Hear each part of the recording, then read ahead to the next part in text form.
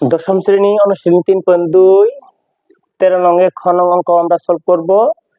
13 নং খ নং এই অঙ্কটা সৃজনশীলের মধ্যে খ নং অথবা ঘ নং আসে। এটা 4 মার্কের অঙ্ক। দেখো কি আছে এখানে, কি দেওয়া আছে যে যদি a + b + c = 0 হয় তবে দেখাও যে b + c whole square by 3bc plus c + a whole square by 3ca plus a + b whole square by 3ab = 1। তাহলে আমরা এই লেফট সাইড থেকে রাইট সাইড আমরা বের করব। দেখো কি আছে এই অঙ্কটা, দুটো পদ্ধতি আছে, আমি যে সহজ পদ্ধতি সেটা আমি করব যাতে সবাই সলভ করতে পারো তোমরা। দেখো কি আছে এখানে, b + c আছে, তাহলে b + c এর মানটা বের করব, c + a আছে, c + এর মানটা বের করব, a + b আছে, a + b এর মানটা বের করব। আমরা দেখো মানটা আছে কি আমার এখানে a + b + c = 0, তাহলে এখান থেকে আমরা তিনটা মান বের করে নেব আমরা। তাহলে দেখো তাহলে কি আছে এখানে a + b + c = 0 দেওয়া আছে, তাহলে প্রথমে কি মান দরকার, b + c এর মান দরকার, তাহলে b + c রাখলাম, তাহলে এখানে প্লাস এর মাইনাস হয়ে যাবে। তারপর কি দরকার বলো, c + এর মান দরকার, তাহলে এখানে c + a রাখবো, তাহলে এখানে +b - b হয়ে যাবে। তারপর কি দরকার আমার a + b দরকার, তাহলে a + b রাখলাম, তাহলে এখানে প্লাস c - c হয়ে গেল। তাহলে লিখি আমরা কোন হতে, আর এই অঙ্কটা করতে গেলে তাহলে অবশ্যই আমার কি লাগবে, aq + bq + cq এর মানটা বের করতে হবে।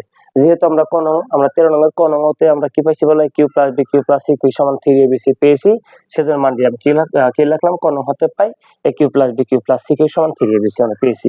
এখন দেখো লেফট সাইড কি আছে বলো, a + b whole square by 3bc যোগ c + a whole square by 3ca যোগ a + b whole square by 3ab।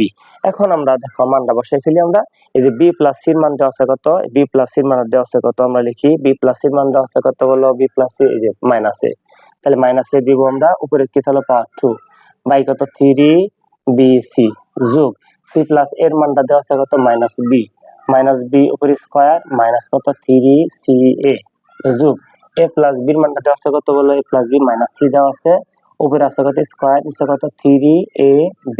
ওকে, দেখো যার যার স্থানে খালি মান বসালাম। এখন আমি একটা কথা আগে বলছি যে মাইনাসের উপরে যদি পাওয়ার জোড় সংখ্যা হয় সে মাইনাসটা কি প্লাস হয়, আর যদি বিজোড় সংখ্যা হয় সেটা কি মাইনাস হবে।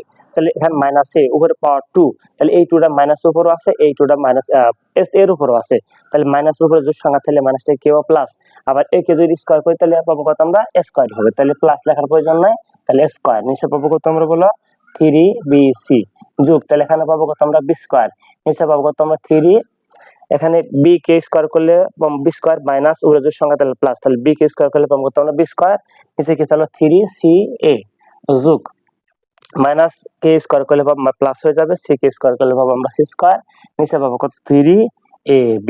ওকে, তাহলে লেখা তাহলে এই যে যোগ বিয়োগ হয়ে গেল, তাহলে ভগ্নাংশের যোগ বিয়োগ করতে গেলে অবশ্যই লসাগু করতে হবে, তাহলে লসাগু 3 3 3 লসাগু, আর এখানে bc ca ab, তাহলে এখানে লসাগু হলো abc, তাহলে 3abc দিয়ে যদি ভাগ করি তাহলে 3bc বাদ গেলে a থাকবে, a দিয়ে দিলাম আমরা স্কয়ারে গুণ করি পাবো কত আমরা aq যোগ 3 ভেনিশ হয়ে গেল, c ভেনিশ হয়ে গেল, a ভেনিশ হয়ে গেল, b থাকবে, b দিয়ে b স্কয়ার করলে পাবো কত আমরা bq, সেম ভাবে এখানে পাবো কত আমরা cq। ওকে, এই দেখো aq + bq + cq, aq + bq + cq এর মানটা পেয়েছি কত আমরা 3abc, তাহলে এই তিনটা মান বসাবো কত আমরা 3abc, নিচে কি আছে বলো 3abc, তাহলে উপরে 3abc নিচে 3abc কাটা, তাহলে কি পাবো কত 1।